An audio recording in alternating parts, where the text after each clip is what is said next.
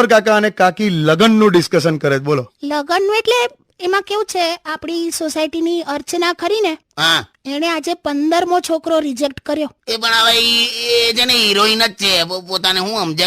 એને કે આપણે સલમાન, શાહરૂખ, રિતિક, શાહિદ આવા બધા ના હોય, અહીંયા રમેશ, અનિલ, જીગો એવા બધા જ મળે.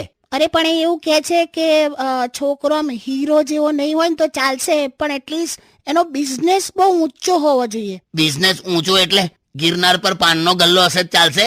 એવું નહીં આવે. એવો છોકરો જોઈએ જે આમ ડેશિંગ હોય, સ્માર્ટ હોય, ટોલ, ડાર્ક, હેન્ડસમ, પર્સનાલિટી, પૈસો, ઘર, ગાડી, બંગલો, નક્કર ચાક્કર, એવું બધું. તો એને કે આટલું બધું જે છોકરા પાસે હોય તે પછી તને શું કામ હા પાડે?